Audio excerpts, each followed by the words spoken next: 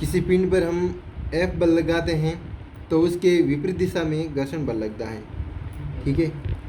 वो गतिक भी हो सकता है और स्थैतिक भी हो सकता है। इसके लिए हम स्थैतिक घर्षण बल के लिए हमारे पास एक फॉर्मूला बनता है और वो होता है, घर्षण बल होता है वो समानुपाती होता है नॉर्मल के। नॉर्मल किसी भी पिंड कोई एम द्रव्यमान है, उसका mg घटक नीचे ज़मीन पर उस पर बल लगाता है, जिसके विपरीत उसके प्रतिक्रिया बल होती है, उसे हम नॉर्मल बल कहते हैं। जो फोर्स होता है वो नॉर्मल के समानुपाती होता है और ये समानुपाती का चिन्ह हटने पर हमारे पास आ जाता है उसकी जगह म्यू एन, और ये होता है घर्षण गुणांक। घर्षण गुणांक, ये घर्षण गुणांक होता है वो किसी भी सतह की खुरदरी उसकी प्रकृति पर निर्भर कर सकता है और उसके मान के अनुसार, म्यू के मान के अनुसार उस पर घर्षण कितना लगता है वो उस पर फर्क पड़ता है म्यू पर। तो ये एफ होता है वो स्टैटिक भी हो सकता है। हम स्टैटिक की बात करें जैसे कि एफ एस होता है वो म्यू एन होता है, ठीक है। और अगर हम किसी जैसे कि कोई वस्तु है उस पर हम बल लगाते हैं तो बल लगाते एक बल फाइनल ऐसा आता है कि वो वस्तु गति प्रारंभ कर देता है। तो जब वस्तु गति प्रारंभ करती है तब उसे कहते हैं एफ लिमिटिंग।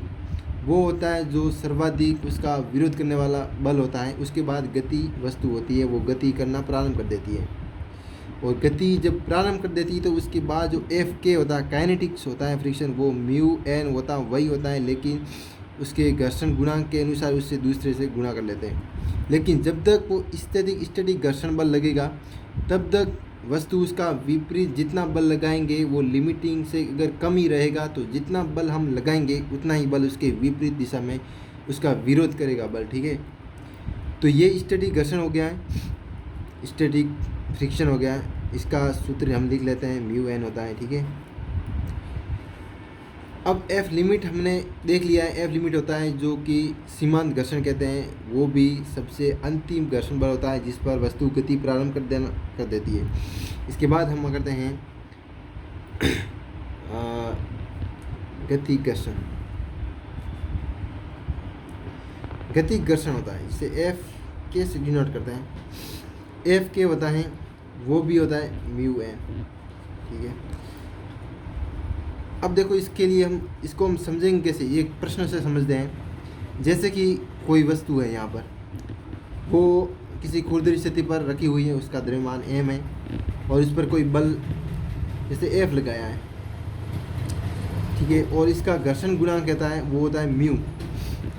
तो इसके अभिक्रिया प्रतिलंब बल होता है वो होता है n, ठीक है। और हमारे पास फॉर्मूला होता है वो होता है F बराबर म्यू एन। तो यहाँ पर घर्षण बल होगा वो होगा इसका घर्षण जो हमें दिया होगा, माना कि x या फिर इस म्यू को खुद को ले सकते हैं म्यू और n को देखो, n होता है इसका अभिक्रिया प्रतिलंब बल होता है वो होता है mg। तो यहाँ हम mg लिख सकते हैं जो कि n बराबर होता है mg के बराबर। तो ये हमारे पास घर्षण बल आ गया है। शुरुआत में हम क्या करेंगे कि घर्षण लिमिटिंग फोर्स निकालेंगे, जो कि उस लिमिटिंग फोर्स पर वस्तु गति प्रारंभ कर देगी। तो पहले हम वो निकालेंगे, उसके निकालने के बाद हमें पता चलेगा कि जो बल हमने लगाया है उस लिमिटिंग फोर्स से अगर ये बल ज़्यादा है तो वस्तु गति प्रारंभ कर देगी। अगर लिमिटिंग फोर्स से भी अगर ये वाला जो हमने लगाया है बाय फोर्स वो लिमिटिंग फोर्स से भी अगर कम होगा तो वस्तु स्थिर रहेगी, तथा जितना हमने बल लगाया है उतना ही बल उस घर्षण बल का मान होगा, ठीक है। जब वस्तु पर बल लिमिटिंग फोर्स से अगर हम ज़्यादा लगाएंगे तभी वस्तु गति प्रारंभ कर देगी, और उसके बाद जो उसका लिमिटिंग फ्रिक्शन होगा वही उसका काइनेटिक फ्रिक्शन होगा, वही उसके बारे में, ठीक है। रुको एक मिनट, ठीक है, रोको एक मिनट।